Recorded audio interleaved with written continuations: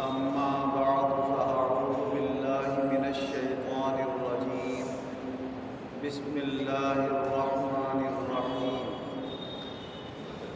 السارق والسارقة فاقطعوا أيديهما جزاء بما كسبا نكالا من الله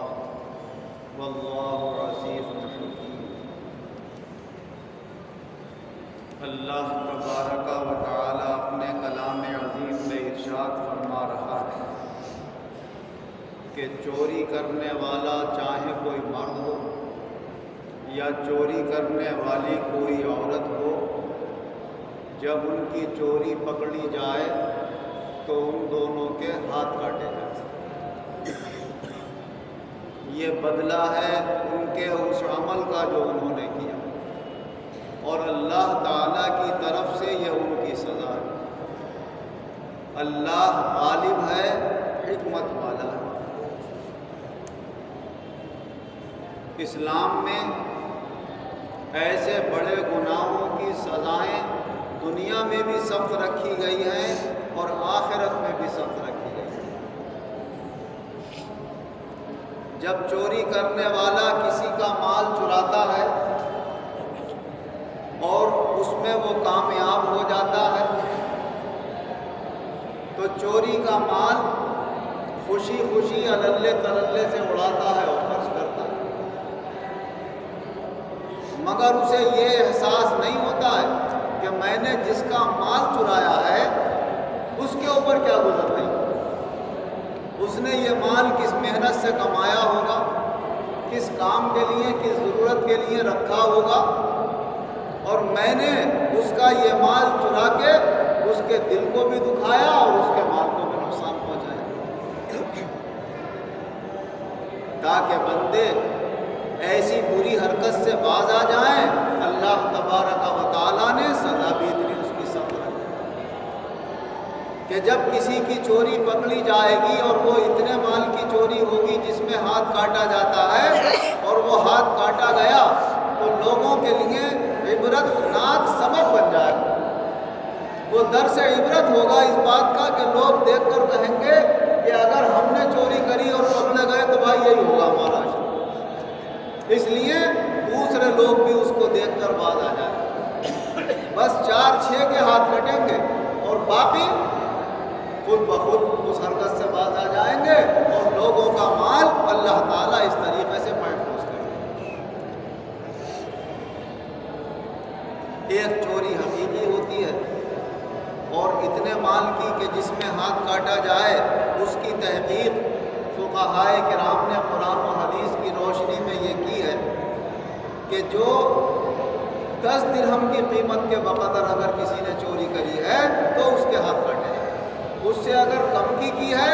تو کم میں آدمی اتنی پرواہ نہیں کرتا، اتنی اسے پریشانی نہیں ہوتی ہے، اس لحاظ سے اتنی چوری میں ہاتھ کاٹے جائیں کہ جس سے آدمی کا نقصان ہوتا ہے، آدمی کا دل دکھتا ہے، تو وہ 10 درہم یا اس کے قیمت یا اس سے زیادہ قیمت کی کوئی چیز ہے اور آدمی نے چرا لی تو اس کے ہاتھ وہاں پر کاٹے۔ پھر چوری بھی، اس کا بھی ایک پورا نام چوری جب رکھا جاتا ہے جب اس کو اس طریقے سے کیا جائے۔ اگر چوری کے طریقے سے نہیں ہے، کسی اور طریقے سے دوسرے کا مال کسی نے لے لیا تو اس کی بہت ساری قسمیں ہیں۔ جب وہ چوری کی قسم میں آئے گا تو ہاتھ کٹیں گے، چوری کی قسم میں نہیں آئے گا تو اور کوئی سزا دے دی جائے لیکن ہاتھ نہیں کاٹے جائیں۔ جیسے قطع الطریق، جس کو ہمارے یہاں ڈکیتی کہتے ہیں۔ چوری کہتے ہیں کہ وہ مال جو مالک نے حفاظت سے اپنے پاس رکھ لیا، جیسے کہ کسی کا مال اس کی دکان میں رکھا ہوتا ہے، حفاظت سے رکھا ہوتا ہے، کسی کا مال اس کے گھر میں رکھا ہوتا ہے، حفاظت سے رکھا ہوتا ہے، کسی کا مال اس کی جیب میں ہوتا ہے تو اس کے قبضے میں ہوتا ہے اور اس کی حفاظت میں ہوتا ہے۔ آپ نے اس کے قبضے اور اس کی حفاظت کی پرواہ نہ کر کے چپکے سے اس کا وہ مال لے لیا تو یہ چوری مانا جائے۔ جیب کاتر لی کسی کی تو یہ چوری مانی جائے۔ گھر میں کوپن لگا لیا یا سوتے میں لوگ کمرے میں سو نہیں رہے تھے، باہر سو رہے تھے، آپ کس وجہ سے کمرے میں داخل ہو گئے، یا جھاڑو میں وہ کمرے میں سو رہے تھے، آپ نے دالان میں اور آنگن میں کچھ چیزیں دیکھی، وہ چپکے سے نکال کے لے گئے، تو یہ چیزیں چوری مانی جائیں۔ اور وہ جو 8-10 آدمی مل کر کہیں بیٹھ جاتے ہیں جنگل میں تنہائی کے راستے میں، ادھر سے کوئی گزرتا ہے اسے لوٹ لیتے ہیں تو اسے چوری نہیں کہا جاتا، اسے ڈکیتی کہا جاتا۔ خطوط طریق ہے، اس میں حاکم وقت جیسے مناسب سمجھے گا ویسے سزا دے گا، لیکن ہاتھ جو کاٹے جائیں گے وہ اسی چوری میں کاٹے جائیں گے جو مال محفوظ کو کسی نے چرایا ہے۔ تو بہت ساری صورتیں ہوتی ہیں، ان صورتوں میں سے ان کی باریکیوں پہ نظر کر کے ایک چیز کو دوسری چیز سے الگ الگ کرنا یہ علم والوں کا کام ہوتا ہے، ہر آدمی اس میں فرق محسوس نہیں کر سکتا۔ ایسے ہی جیسے چوری سے ہم دوسرے کا مال لے لیتے ہیں، ڈکیتی میں دوسرے کا مال چھین لیتے ہیں، تو ڈکیتی میں جہاں آدمی ڈکیتی کرتا ہوتا ہے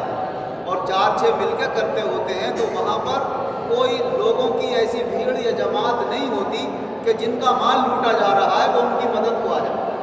ایسی جگہ پر لوگ ڈکیتی ڈالتے ہیں زیادہ تر، اور اگر کسی ایسی جگہ پر کوئی طاقتور کسی کمزور سے کوئی چیز چھین رہا ہے جہاں پر لوگ بھی دیکھ رہے ہیں مگر ان کی ہمت نہیں ہو رہی ہے اسے روکنے کی، یا تو ہتھیار ہے اس کے پاس ایسا، یا وہ ایسے روب دبدبے والا آدمی ہے کہ اس کے قریب کوئی نہیں آ سکتا، تو اسے نہ چوری کہتے ہیں نہ ڈکیتی کہتے ہیں، اسے اختلاس کہتے ہیں، چھین لینا کسی کا مال۔ جیسے بازار میں بھیڑ بھاڑ بھی ہے، لوگ آ رہے ہیں جا رہے ہیں، کوئی طاقتور آیا ان نے چاقو نکالا، نکال کتنے پیسے تیرے پر، اس سے نکالوا کے لے لیے، تو یہ کیا کہلائے گا؟ چھیننا کہلائے گا، اختلاس کہلائے گا، نہ یہ ڈکیتی کہلائے گی نہ چوری کہلائے گی۔ ایک ہوتا ہے غصب، جیسے کوئی دبنگ اور طاقتور آدمی کسی سے کوئی چیز کسی بھی بہانے سے لے کر کہتا اب تیری ہمت ہے تو لے لے، جیسے کوئی رسی کی بکری کی رسی پکڑے ہوئے جا رہا، وہ ساتھ ایک آدمی آیا، اس نے کہا بھائی دیکھو بکری کیسی ہے، اس نے رسی ہاتھ میں لے، جا کام کر اپنا، میری ہو گئی، لوگ دیکھ بھی رہے ہیں کچھ بھی کر رہے ہیں، صاحب آپ نے میری تیری کیوں ہوتی، کیا ثبوت ہے تیرے پاس؟ میں تو بازار سے میں لایا، جھوٹ بولنے لگا، کچھ نہ کچھ بہانے کرنے لگا، اور یہ سوچنے لگا کہ نہ اس کی ہمت ہے مجھ سے مقابلہ کرنے کی، نہ کوئی دوسرا آدمی آ سکتا ہے میرے سامنے، اگر یہ کہیں دعویٰ بھی کرے گا عدالت وغیرہ میں جا کر یا پولیس میں تو کیا ثبوت ہے اس کے پاس؟ کوئی ثبوت نہیں ہے، لہٰذا میں کہہ دوں گا جھوٹ بول رہا ہے، بلا وجہ میری چیز لینا چاہ رہا ہے، تو اس طرح سے جو چیز لی جاتی ہے اسے غصب کہتے ہیں۔ یا جیسے پہلے زمانے میں ہوتا تھا یا آج بھی ہوتا ہے، دبنگ طاقتور لوگ کسی کمزور کی زمین پہ قبضہ کر لیا، جوتنا شروع کر دیا، اب وہ چیخ رہا ہے، تھانے میں گیا وہاں گیا، پہلے زمانے میں کاغذ ہوتے نہیں، سرکاری زمینوں کی اجازت ہوتی تھی کہ جو اس کو جوت لگا بولے گا وہ اسی کی ہو جائے گی۔ اب اس نے 10 سال 15 سال 20 سال سے اس کے آباء و اجداد جوتتے ہوئے آ رہے تھے، کاغذات بنوائے نہیں تھے اتفاق سے، وہ طاقتور نے جب اس کو پتہ چلا کاغذات نہیں ہے تو انہوں نے اس کو قبضے میں لے لیا اور انہوں نے جوتنا بونا شروع کر دیا، اب ثبوت کسی کا نہیں، جس کی لاٹھی اسی کی بھینس، تو اسے غصب کہتے ہیں۔ اس میں تو جب اللہ ہی اس کے دل میں خوف پیدا کرے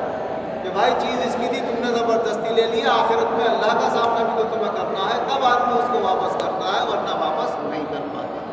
تو ایسی صورت کے اندر اسے بھی غصب کہیں گے، چوری نہیں کریں گے۔ تو ہاتھ جس چوری میں کاٹنے کا اسلام میں حکم دیا گیا ہے وہ وہی مال ہے جو محفوظ ہو، اور محفوظ مال میں سے کوئی اس میں سے کسی کو نقصان پہنچانا چاہے، لینا چاہے اور اس کو اپنی ملکیت بنا لے تو اس کو چوری کہا جائے۔ یہ تو ہے حقیقی چوری جس کے لیے اللہ نے یہ قانون بنایا، اور یہ قانون کمزور اور طاقتور سب کے لیے یکساں ہے۔ اب اس زمانے میں بہت ساری جگہوں پر یہ ہو گیا ہے کہ اپنے کے لیے قانون کچھ اور ہے، غیر کے لیے کچھ اور، طاقتور کے لیے کچھ اور ہے، کمزور کے لیے کچھ اور ہے، لیکن اسلام یہ حکم دیتا ہے کہ چاہے کمزور ہو یا طاقتور، چاہے اپنا ہو یا پرایا، قانون جب ہی برقرار رہے گا، عدل و انصاف جب کہلائے گا جب سب کے لیے قانون برابر کا کام ہے۔ جیسے کہ حضور نبی اکرم صلی اللہ علیہ وسلم کے زمانے میں قبیلہ مخزومیہ کی ایک عورت جس کا نام فاطمہ تھا، چوری کر لی اس نے۔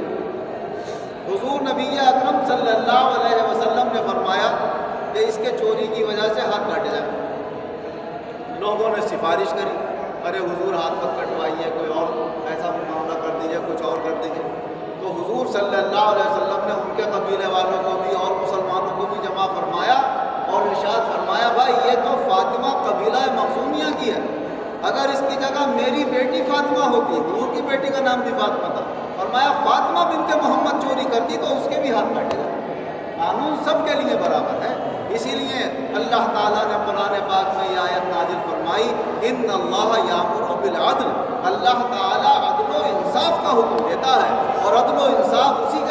کو کہا جاتا ہے کہ جب کوئی قانون بن جائے تو وہ قانون چھوٹے بڑے اپنے پرائے، کمزور طاقتور، دولت مند اور غریب، کالے اور گورے سب کے لیے برابر کا ہو تو وہ قانون کہلاتا ہے، اور اس قانون کا نفاذ جو کرتا ہے وہ عادل حاکم کہلاتا ہے۔ اور اگر ایمان کے ساتھ اور عدل و انصاف کے ساتھ کسی نے حکومت قائم کی ہے تو اللہ نے آخرت میں اس کا مرتبہ بھی بہت اونچا رکھا ہے۔ حضور صلی اللہ علیہ وسلم ارشاد فرماتے ہیں کہ آخرت میں جب سورج کی تپش سے کوئی بچانے والا سایہ نہیں ہوگا تو اللہ تعالیٰ جیسے اور اپنے کچھ مقبول اور مقرب بندوں کو اپنے عرش کے اور اپنی رحمت کے سائے میں جگہ عطا فرمائے گا، انہی میں وہ حاکم بھی ہوگا جس نے ایمان کے ساتھ ساتھ عدل و انصاف سے دنیا میں حکومت قائم کی ہوگی، تو اسے بھی اللہ تعالیٰ آخرت میں اپنی رحمت کا سایہ عطا فرمائے گا۔ تو یہ اسباب قرآن و حدیث کی روشنی میں ہمارے سامنے اس لیے پیش کیے گئے کہ اگر ہم صحیح طریقے سے نیکیوں کے ساتھ زندگی گزارتے ہیں تو دنیا بھی کامیاب ہے اور آخرت بھی کامیاب ہے، اور اگر ہم اپنے دین سے، شریعت سے، اسلام سے ہٹ کر چلتے ہیں تو دنیا میں بھی خطرہ ہے اور آخرت میں بھی نقصان ہے۔ اللہ تبارک و تعالی ہمیں قرآن و حدیث کی روشنی میں زندگی گزارنے کی توفیق عطا فرمائے، اور جو غلط باتیں اللہ ان سے دور رہنے کی توفیق عطا فرمائے۔ آمین وآخر دعوانا الحمدللہ رب العالمین والعاقبۃ للمتقین والصلاۃ والسلام علی خیر خلقہ محمد وآلہ واصحابہ اجمعین۔ اے اللہ اپنے فضل و کرم، اپنی رحمت سے، اپنے محبوب بندوں کے صدقے میں ہم تمام مسلمانوں کے گناہوں کو معاف فرما، آئندہ گناہوں سے بچنے کی توفیق عطا فرما، جو بیمار ہیں انہیں شفا عطا فرما، جو قرض دار ہیں انہیں قرضوں سے نجات عطا فرما، جو بے روزگار ہیں انہیں اچھے روزگار عطا فرما، جو برسر روزگار ہیں ان کے روزگاروں کو قائم رکھ، ان میں خیر و برکت اور ترقی عطا فرما، ترقی کے بعد تنزل سے ہماری حفاظت فرما، جو لوگ ہم میں سے جس سے بھی دعا کے لیے کہتے ہیں سب کی جائز مرادیں پوری فرما، سب کی بیماریاں، پریشانیاں، تکلیفیں دور فرما، ایمان و عزت کے ساتھ ہم سب مسلمانوں کو زندہ رکھ، ایمان و عزت کے ساتھ بآسانی ہمارا خاتمہ فرما، ایمان و عزت کے ساتھ اپنے مقبول بندوں کے ساتھ بآسانی ہم سب کو جنت میں داخل فرما، آمین۔